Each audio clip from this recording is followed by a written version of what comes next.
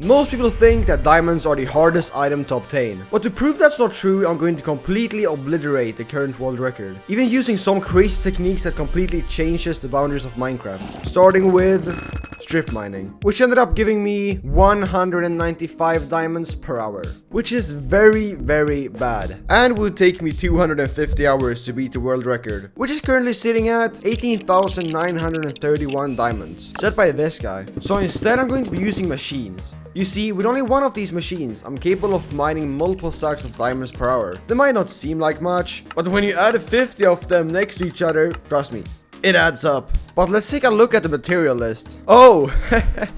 Oh my god. But before we get to gathering all the materials, we have to mine out an extremely big area that can fit 50 large machines. And I just now realized after 3 hours of straight mining that I can just use TNT. So I guess I'll just... Let's just take a quick look and see if this is enough space. It wasn't even close to enough space. Which means that I once again have to... And after a quick, 7 hours of straight mining, I've finally cleared out an entire tunnel. The tunnel is done, which means that we can move on to phase 2, which is gathering all the materials. And I guess I'll just do what any sane person would do and start with the hardest, 149 ancient debris. So let me just craft up some TNT and then cue the montage.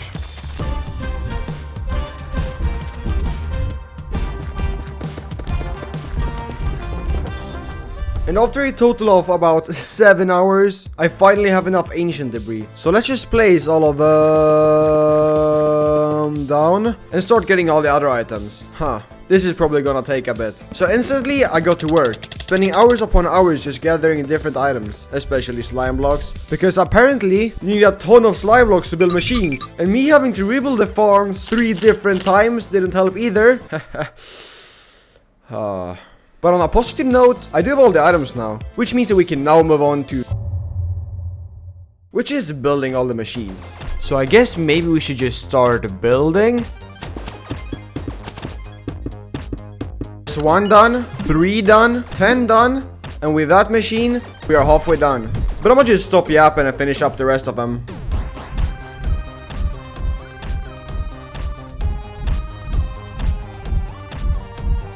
So the machines are now finished.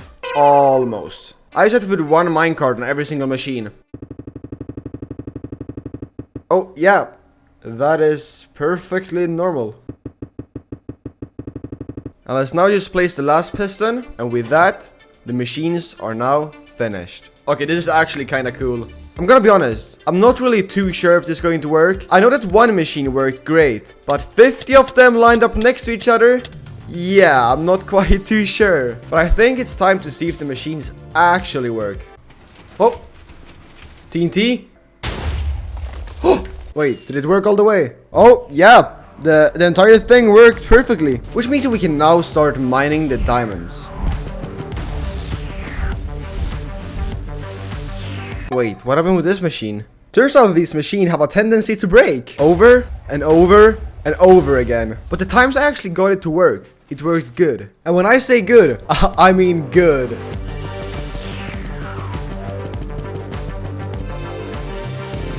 And after only 1 hour, I'd gathered 489 diamonds. And since I don't only want to beat the world record, I want to murder the world record. Beat the world record. That would mean that I would need to mine for a total of 300 hours. Plus the machines breaking. So 900 hours. Yeah, I'm not doing that. So instead we're going to use ender dragons. Wait, hear me out. So I first gotta go to the 1 block at a time April Fool's update. Alright, now I need to get to the end. The problem is that I have 2 hands and can't open my inventory. But on the bright side, I can pick up things and throw them everywhere. This is so weird. And I can also fly with chickens. So now I need to get to the nether so I can make an end portal. And to do that, I need to find a ruined portal. I finally found one after flying with a chicken for 2 hours. And now I have to break and place obsidian into a nether portal. But I have to do it by hand. This is probably gonna take a... Now I can just enter the nether portal and locate a nether fortress. And now if we find a chest and click on it, it should drop an end portal frame. And look, it did! And now if we just place it down, that is not the right direction. I wonder if I can break it. Oh, this is gonna take so long. This isn't weird at all. But now if I bring a chicken and skeleton into the end, I can actually fly and shoot. So now I just have to destroy all the end crystals. And now if I just click on the dragon, I should be able to fly. Oh my god, it actually worked. This might sound crazy, but now if I fly down in the void, I should spawn on the dragon in the overworld. Oh my god, I was actually like 30% sure that would actually work. And now I need to transfer the ender dragon to the Minecraft version called 15W47C. But first I have to build a pillar with a boat. And now if we just transfer in the dragon, it should get stuck in the boat. Okay, that's great. And now I need to go back to the normal version of Minecraft and travel to around 100,000 blocks from spawn. And now I need to transfer the dragon from the other world into this one. And I'm going to be using a program called MCA Selector. Okay, there we go. And now I just have to get it down in the ground to around Y minus 57. I guess we'll start out making a 3x3 hole down in the ground.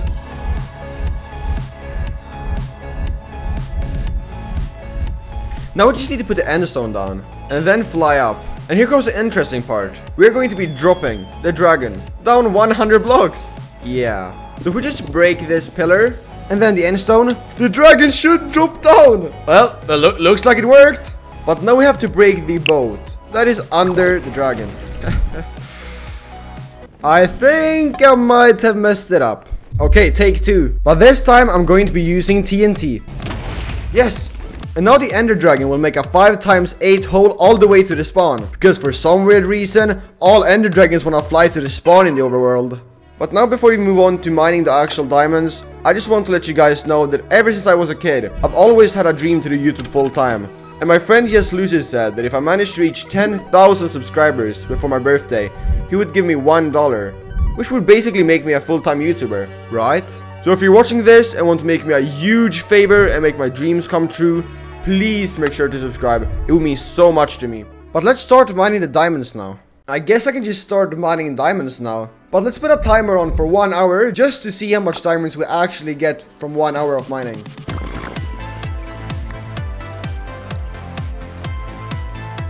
So from that 1 hour of straight mining for diamonds, I managed to get 5 stacks of diamond blocks, which adds up to just about 2,826 diamonds. So that basically means that I have to mine diamonds for a total of 50 hours. I don't think I can do 50 hours of straight mining. Something that I realized after mining for 3 hours is that I find and when I say I mean so many spawners in ancient cities. So I'm taking a small quest upon myself to break every single spawner I cross, just to see how many I can possibly break. We're only like 200 blocks away from 0 now, which means that there is going to be around like 6 dragons here. Yeah, let me make a quick recap. Something that I realized was the further the dragon flew, the more it got pulled down to the ground. So it basically started gradually flying down until it hit bedrock. So every 20,000 blocks or so, I had to transfer a new dragon into the game again. But me getting a new dragon into the game did not make the other ones disappear. No. They stacked. So now I had 6 dragons that was flying towards the spawn. So when I actually made it to the spawn, I had no idea what I was supposed to expect. Oh my god! What have I created? Okay, let's just quickly get away from here. So we currently have 16,000 diamonds. Yeah, we're gonna need a lot more than that. So I repeated the process, but this time flying over 500,000 blocks. So when I finally got back, I would have 100% beat the world record. So now I'm just gonna mine some diamonds. So my friends and family are now gone. Okay, I really have to stop milking the same. Okay, seriously this time, let's get to mining.